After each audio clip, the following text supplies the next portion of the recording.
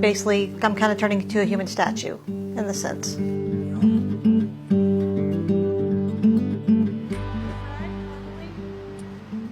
Ashley Kerpeel lives with a rare disorder which is turning her muscles to bone, slowly immobilizing her body.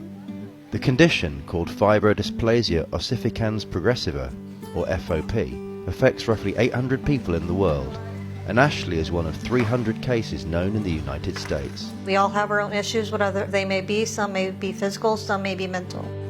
This is my issue I deal with, having FOP and being an amputee.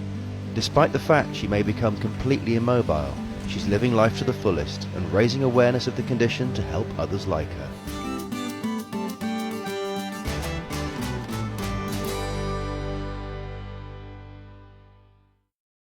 Ashley, from Peachtree City, Georgia, was adopted by her parents Carol and Fred Kerpeel at 9 weeks old.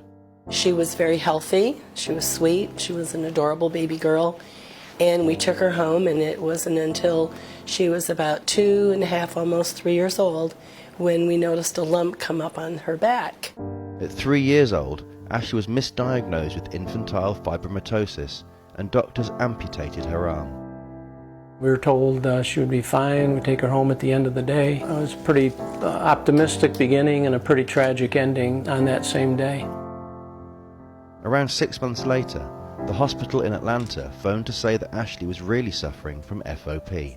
I couldn't believe what I was hearing. I was devastated. And we didn't have computers in our homes at that time, or in the early 80s. I proceeded to go to the library, and there was probably maybe 5 inches of information in the textbook explaining what this was. And after you peel yourself off the wall, you finally get on with it. But we were told we would only have her for maybe another 2 to 10 years.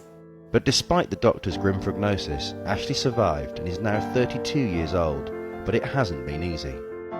Kids were mean and cruel to anybody that was obviously different, and I had very few friends. I didn't have a social life. Kids didn't like the girl with one arm with FOP because I couldn't do anything. Just a very lonely life back then. I always knew I had FOP and what my life probably would be like. My life's a lot better now than it was probably 10 years ago. Life changes and evolves, and meet new friends, and it's not what I expected, but it's a lot better than what I had expected back in the day. She now takes every opportunity that comes her way. 5 years ago, I was at an amputee conference, and I met 2 gentlemen who took time and took a bunch of amputees out surfing, where I never thought, me being with this body, I would be on a board. And now I go out there once a year, and David and Van take me out surfing as my annual surf trip. I've gone to Russia to meet another FOP girl who thought she was alone in the world, like she had no friends with FOP, knew nobody with FOP, and saw one of my stories that aired in the media and wanted to meet me. I'm really involved in both the amputee community and the FOP community, going to many events, fundraisers for the FOP, raising awareness. She's even met the Dalai Lama. Back in 2007, a friend of mine who's a big contributor to the IFOPA actually had called my mom one Sunday afternoon and said, you know, you and Ashley get ready, come up to Atlanta, you're going to get to hear the Dalai Lama speak. It was just an amazing, unforgettable experience that I will have for the rest of my life. And Ashley plans to use what little mobility she has left to continue her support of the FOP community. She's taken to social media to help others and offer advice to people living with a debilitating disease.